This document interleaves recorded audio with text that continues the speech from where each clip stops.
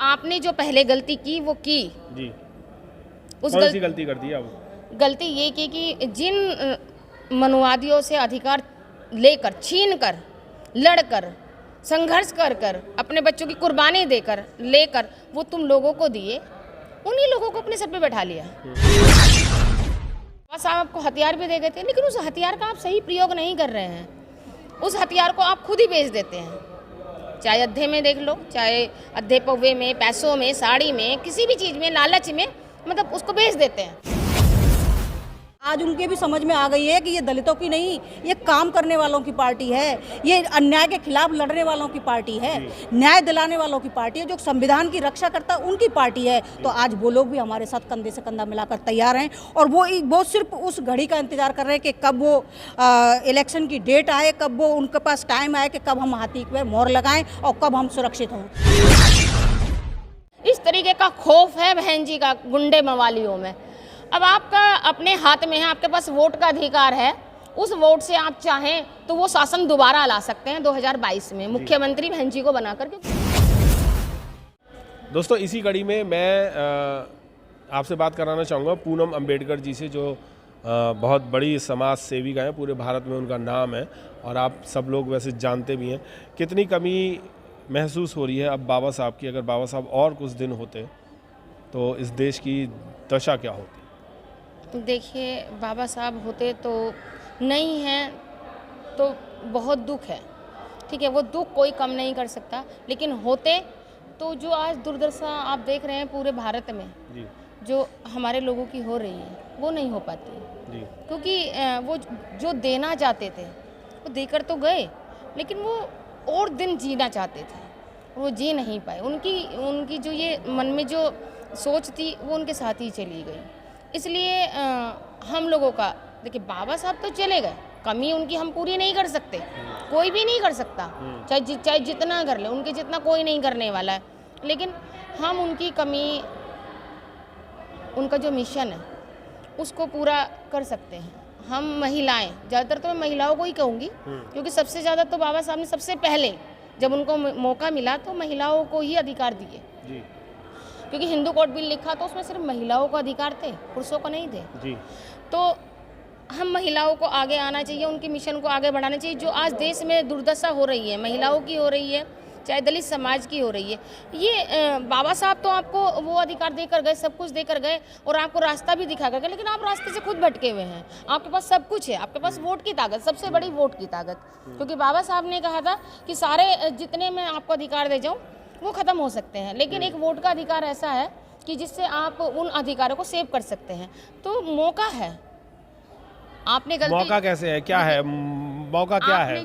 आपने जो पहले गलती की वो की जी। कौन सी गलती कर दी आप? गलती ये की कि जिन मनुवादियों से अधिकार लेकर छीन कर लड़कर संघर्ष कर कर अपने बच्चों की कुर्बानी देकर लेकर वो तुम लोगों को दिए, उन्हीं लोगों को अपने सर पे बैठा लिया और वो जो अधिकार थे उनको ख़त्म करवाने का काम किया। लेकिन बाबा साहब आपको हथियार भी दे गए थे, लेकिन उस हथियार का आप सही प्रयोग नहीं कर रहे हैं। उस हथियार को आप खुद ही बेच देते हैं, चाहे अद्धे में देख लो, चाहे अद्धे पौवे में, पैसों में, साड़ी में, किसी भी चीज़ में, लालच में, मतलब उसको बेच देते हैं। जबकि बाबा साहब ने आपको वो शस्त्र दिया था, वो इतना अनमोल था कि उसकी कोई कीमत नहीं थी, लेकिन आपने उसको दिया। अब भी समय है 2022 में, आप उस शेरनी को, मैं शेरनी ही कहूँगी क्योंकि उनसे जितनी भी राजनीतिक पार्टियां हैं सारी डरती हैं, क्योंकि वो कहने में नहीं करने में विश्वास करती है। 4 बार के शासन में बहन जी ने गुंडे मवालियों को जेलों में भर दिया था, जेलें भर गई थी, सिर्फ गुंडे मवाली नजर आते थे जी। और बहन बेटियां खुले आम घूमती थी, कोई आंख उठाकर उनकी तरफ नहीं देखता, टच भी नहीं करता था और कोई कांड ऐसा कुछ हुआ नहीं था। लेकिन अब जिस तरीके से आप देख रहे हो हर गली में, हर मैंने तो ये भी सुना है कि जब बहन जी की शासन आता था तो गुंडे मवाली जो है या चोर चक्के जो है ये शहरी छोड़ के भाग जाया करते थे। देखिए, कुछ तो शहर छोड़कर भाग जाते, खुद ब खुद कुछ थानों में जाकर हमें कहते थे कि हमें जेल में डाल लो। इस तरीके का खौफ है बहन जी का गुंडे मवालियों में।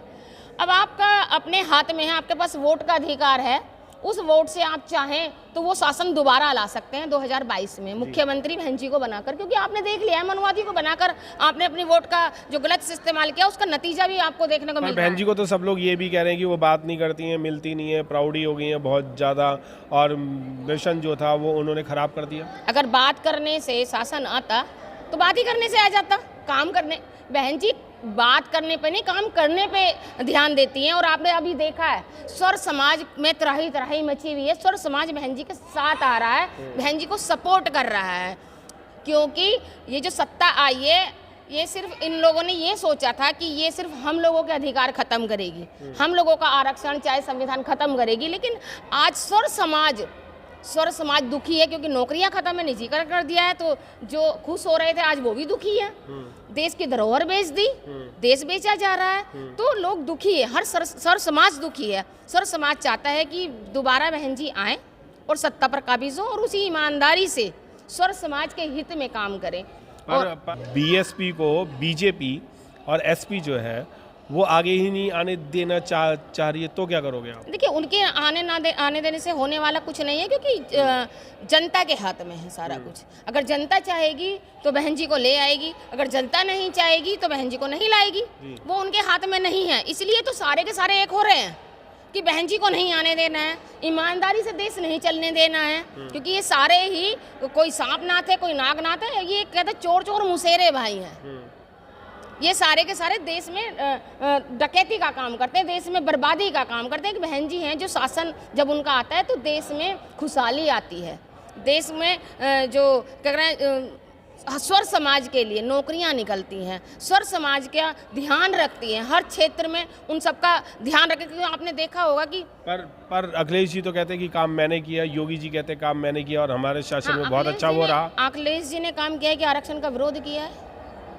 उन्होंने जब उनकी सत्ता आई थी तो जो ये आज परिनिर्वाण दिवस है बाबा साहब का, तो उसमें बहन जी ने छुट्टी का प्रावधान किया था, और जब उनकी सत्ता आई तो बाबा साहब की छुट्टी वो ख़त्म कर दी। तो इस तरीके का काम करते हैं, वो हमारे महापुरुषों का अपमान करते हैं। और अखिलेश जी ने खुद आरक्षण का विरोध किया। बहन जी ने जो प्लान बनाए हुए थे, जो बहन जी का काम किया हुआ था, उनको सिर्फ उन्होंने पूरा किया, जो बचा हुआ था। क्योंकि जब बहन जी की सत्ता चली गई तो जो काम बाकी बचा था वो उन्होंने किया। यानी कि क्या बहन जी ने सिर्फ उन्होंने उनका फीता काटने का काम किया। सारा जो भी काम था बहन जी जितने भी काम थे वो बहन जी के थे, और गवर्नमेंट जाने के बाद ऑटोमेटिकली उनके पास वो काम आ गए तो उन्होंने वो फीते काट दिए। बिल्कुल फीते काटने का काम किया। काम तो सारा बहन जी का था, सारे प्रोजेक्ट जो थे वो बहन जी के थे। और आने वाले समय में अगर आप फिर वही खुशहाली चाहते हैं, वही चाहते हैं कि बहन जी ही वो फीते दोबारा काटे, तो आपको बहन जी को 2022 में मुख्यमंत्री बनाना होगा। अपनी बहन बेटियों को, अपने बच्चों को। कितने परसेंट वोट आ जाएगा इस बार का? फुल आएगा आपकी बार, फुल बहुमत से। फुल बहुमत से बहन जी आएंगी। क्योंकि ये देखिए ये मेरा ही कॉन्फिडेंस नहीं है, ये स्वर समाज का कॉन्फिडेंस है। आप किसी भी क्षेत्र में चले जाइए, किसी भी प्रदेश में चले जाइए, सिर्फ वहाँ बहन जी हो रहा है, कुछ नहीं है। क्योंकि उनको याद है ना, वो भूले नहीं है। बेशक वो भटक गए थे लेकिन भूले नहीं है। आज उनको याद है कि बहन जी ने ही हमारा जो भी किया वो बहन जी ने किया। कि सब सत्ता देख ली उन्होंने, कांग्रेस भी देख ली, बीजेपी भी देख ली, सपा भी देख ली, सब देख ली, लेकिन बहन जी जैसा शासन कभी नहीं आया। वो आज भी याद कर रहे हैं। चाहे किसान समझ लो, किसान को देख लो, चाहे ब्राह्मण समाज देख लो, चाहे राजपूत देख लो, चाहे दलित समाज देख लो, किसी को भी देख लो, सब बहन जी कर रहे हैं। बिल्कुल बहन जी कर रहे हैं। मैं आपसे भी जानना चाहूँगा, रजनी बौद्ध जी हैं मेरे साथ। बहन जी का शासन जो है वो महिलाओं के लिए तो सबसे ज़्यादा अच्छा रहा, क्योंकि महिलाएं ना उसमें अपने आप को ज़्यादा सुरक्षित समझती थी।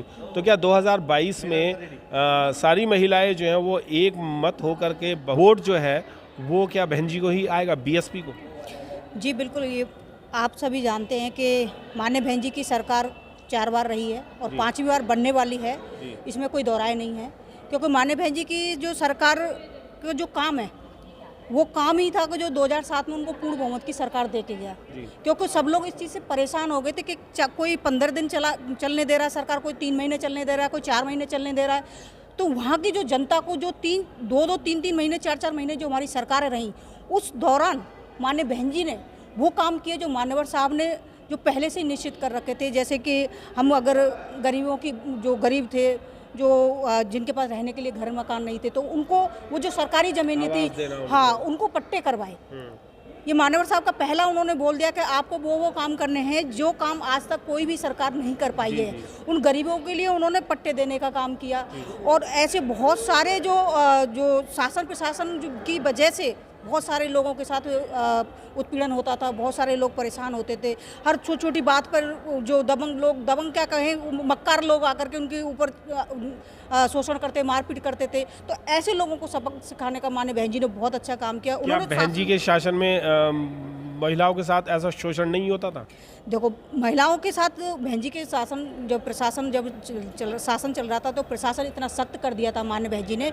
उन्होंने इतनी उनको सख्ती से उनके मतलब खिंचाई की कि अगर कोई रिक्शे वाला भी आकर के अगर आपसे अपनी पीड़ा बता रहा है तो उसको सबसे पहले आप तवज्जो देंगे। और ऐसा हुआ भी। एक सज्जन थे, रिक्शे वाले थे, उनके साथ एक ऐसे ही मनचले व्यक्ति ने मतलब उनके साथ आया और उनको हाथापाई करने लगा, जैसे किराया विराया मांगते हैं, तो मारपीट कर दी उनका। उसका क्या नाम, बहुत सारा सामान, रिक्शा विक्शा भी तोड़ दिया। तो वो पास के थाने में शिकायत करने के लिए गया। जबकि सही माने में देखा जाए तो यूपी में हमारे ऐसे दबे कुचले लोगों की तो कोई सुनने को तैयार ही नहीं होता। लेकिन जब माननीय बहन जी की उस टाइम पर सरकार थी, जब एक छोटा रिक्शे वाला अगर पीड़ित हुआ तो उसकी सबसे पहले उन्होंने एफआईआर दर्ज की। एफआईआर दर्ज एक साथ नहीं होती, शिकायत दर्ज करते हैं, लेकिन उसकी एफआईआर दर्ज की। और एफआईआर दर्ज करके उस पर जिस व्यक्ति ने वारदात की उसके ऊपर कार्रवाई भी की। तो ये माननीय बहन जी के शक्ति का ही डर था कि हर काम यथावत टाइम टू टाइम हो रहा था। और इस चीज़ का उन्हें भय था कि अगर हमने काम नहीं किया तो जो हमारी सीएम है यहाँ की, वो हमारे ऊपर कुछ भी कार्रवाई कर सकती है। तो कुल मिलाकर के देखो, जब कोई भी किसी भी क्षेत्र की अगर जिम्मेदारी लेता है, अगर वो सही तरीके से अगर काम करता है तो प्रशासन भी काम अच्छा करता है। उन्हें उस चीज़ का उन्हें डर दिखाना पड़ेगा, पर ये नहीं कि भाई प्रशासन कहने के लिए है और हर कोई अपनी मनमानी करे जा रहा है, कोई किसी पे कोई शक्ति नहीं। तो ऐसा माननीय बहन जी की सरकार में तो बिल्कुल नहीं हुआ। माननीय बहन जी की सरकार में बहुत अच्छा काम हुआ। इस बार 2022 में क्या बीएसपी फुल बहुमत से आएगी या किसी के साथ गठबंधन से आएगी? नहीं, देखो, इस बार जो 2007 का है ना, वो रिकॉर्ड भी टूटेगा और वही चीज़ दोबारा दोहराई भी जाएगी। पूर्ण बहुमत की सरकार क्यों दोहराई जाएगी? क्योंकि आज हम सब देख रहे हैं कि जो योगी की सरकार रही, उससे पहले उसकी सपा वाले की सरकार रही, उससे पहले हमारी बहन जी की सरकार थी। तो इन सब लोगों के काम का जो आकलन किया लोगों ने, और आज हम देख रहे हैं कि किस प्रकार से ब्राह्मण समाज जो कि सपोर्ट में उतरा, क्योंकि ब्राह्मण समाज बीएसपी का कभी सपोर्ट नहीं करता कि ये तो दलितों की पार्टी है। पर लेकिन नहीं, आज उनके भी समझ में आ गई है कि ये दलितों की नहीं, ये काम करने वालों की पार्टी है, ये अन्याय के खिलाफ लड़ने वालों की पार्टी है, न्याय दिलाने वालों की पार्टी है, जो संविधान की रक्षा करता है उनकी पार्टी है। तो आज वो लोग भी हमारे साथ कंधे से कंधा मिलाकर तैयार हैं। और वो सिर्फ उस घड़ी का इंतजार कर रहे हैं कि कब वो इलेक्शन की डेट आए, कब वो उनके पास टाइम आए कि कब हम हाथी पे मोहर लगाएं और कब हम सुरक्षित हों। तो आज वो घड़ी का इंतजार हो रहा है। तो पूरा उत्तर प्रदेश इस बात के लिए बस उस वक्त का इंतजार कर रहा है और सब लोग पूरे बहुमत के साथ, पूरे तन मन से सब लोग उसमें लगे हुए हैं और माननीय बहन जी का आने का इंतजार कर रहे हैं। बिल्कुल, माननीय बहन जी का आने का इंतजार कर रहे हैं। और मैं आपको बता दूं कि अगर सुरक्षित रहना है तो ये मेरा ही कहना नहीं है, पूरे शासन में तीनों गवर्नमेंट, चारों गवर्नमेंटों में ये भी पता चला कि बीएसपी का जो शासन था वो बहुत ज़बरदस्त और अनुशासन था उसमें। और अगर उत्तर प्रदेश को उत्तम प्रदेश बनाना है तो बहन जी को लाना है। ये इन सभी का ही नारा है। जय भीम, नमो बुद्धाय, मिलेंद्र बात।